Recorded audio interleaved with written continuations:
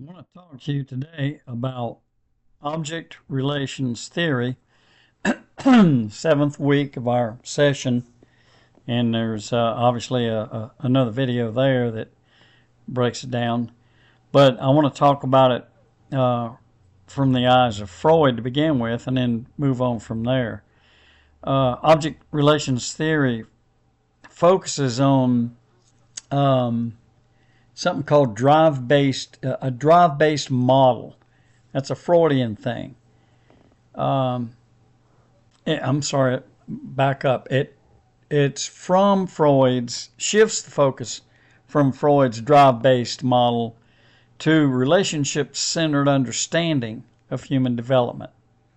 How do your early relationships shape your sense of self and how you relate to others? That's basically the research question for this.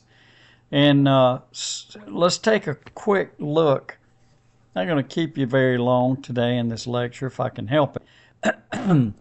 Object relations theory is actually a branch of psychoanalytic theory. It emphasizes early relationships. Now, you probably have heard these stories about Sigmund Freud. You're 35 years old and you're in a therapeutic session with him, and he says, okay, so tell me about your childhood.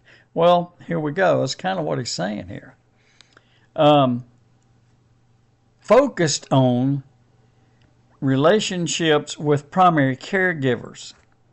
And those relationships shape your thinking. Freud liked the word psyche. A lot of people mess that up. A lot of people hear the word psyche, and the first thing they think of is, oh, your personality. Psyche means mind.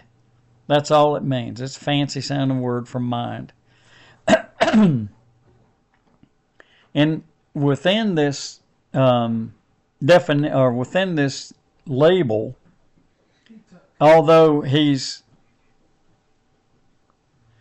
uses the word object relations theory, but it really doesn't mean a thing, it means a person.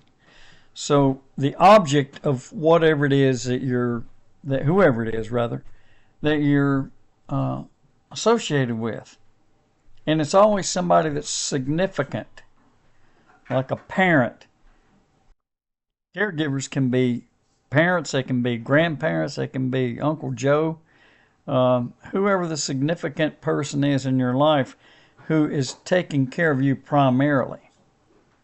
And you internalize mental representations, and that influences how you see others and yourself for the rest of your life. It's your model, in other words. Who do you model after? So that's what this object relations business has to do with. We create, according to the theory, we create internal objects, internal images of relationships based on these early experiences. And that's your template. That's your guide for how you relate to others later in life. Bear in mind, this is all Sigmund Freud. So if you say something like you have trust issues or you fear intimacy, well, using this theory, the object relations theory, that would not be a random thing. According to Freud, it would come from your earliest emotional needs were met or weren't met. Now, we often talk about that in more modern terms, attachment style, attachment type. Mary Ainsworth did the groundbreaking studies with whether emotions were met or not met in terms of how you establish your attachment. Am I securely attached or am I insecurely attached?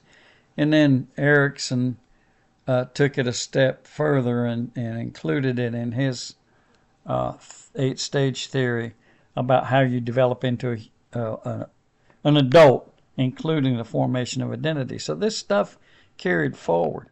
There's some key figures in this stuff. Just to mention quickly, Melanie Klein, she focused on infants primarily, their inner emotional world. She actually came up with ideas that are still in play today. Paranoid, schizoid, and depressive positions. How babies manage anxiety and form early relationships, mainly with the mother or whoever the primary caregiver is. Donald Winnicott, concepts like good enough mother and transitional object.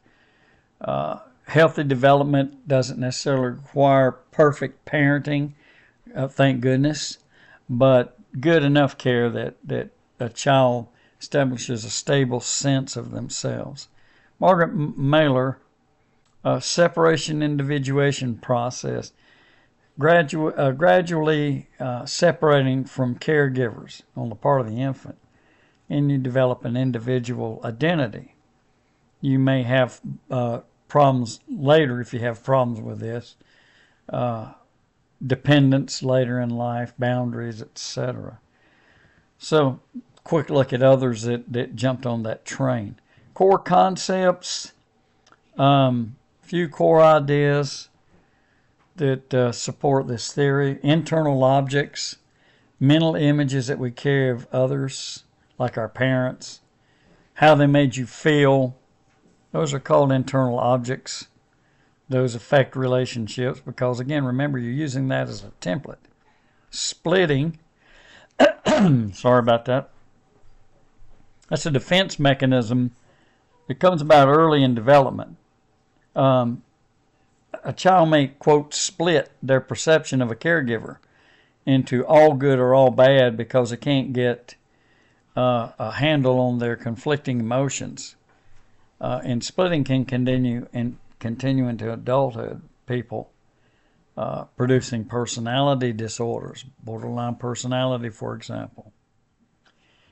And then projective identification. That's pretty complex. Somebody unconsciously projects unwanted parts of themselves onto another person. And then they interact with that person as if that person has those traits. It's common in emotionally charged relationships, intimate relationships. That's kind of an odd one you probably never heard of before. Putting you on them and then expecting them to be you, more or less. Let's look at something a little easier to understand. Real life applications. How does it apply to real life? Well, if you're doing psychotherapy, particularly psychodynamic therapy, which is Freudian based, you have to understand the person's early object relations. That helps explain current struggles in relationships, self-esteem, and emotional regulation. Now, let me caution you. If you go looking for a traditional Freudian psychotherapist, you're probably not going to find one because people don't use traditional Freudian approaches for therapy. But they do use this. And this is a spin-off. So there's more modernization here. But it has the same basic premise. Something early in your childhood affects you as in your adult life. If you had an emotionally unavailable parent, they may seek out people to partner up who are similarly distant because you're used to that. That was your template. And it's very disruptive from a behavior standpoint. We can use, I mentioned this a moment ago, we can use this object relations theory business with disorders like borderline personality disorder, where attachment trauma leads to unstable self-image and relationships. If you've ever had a relationship with someone who 1 minute they're just as mean and ornery and demeaning, etc., as they can be, and then you want to break the relationship off. Now they love you to death and they're as nice as they can be. That's one of the symptoms of BPD. So there are others that would be involved. That's probably the best description. There are some criticisms and some more modern perspectives. The critics say it's too focused on the mother-child relationship, or it's too speculative. It's hard to measure internal stuff scientifically, but modern therapy can integrate the basic ideas with attachment theory, which I mentioned earlier, neuroscience, and trauma-informed care. So you can combine all these and you have what's known as a holistic approach to therapy. And the fact that it was given birth in psychoanalysis. Psychoanalysis to this day is fine, just dependent upon what it is that you use it for and how deeply involved you have the Freudian basics involved. So it's workable.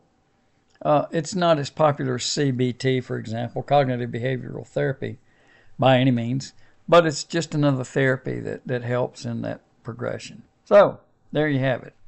Hope you understand this internal dynamics business. Stuff going on in you that was put in place many, many years ago, depending on how old you are.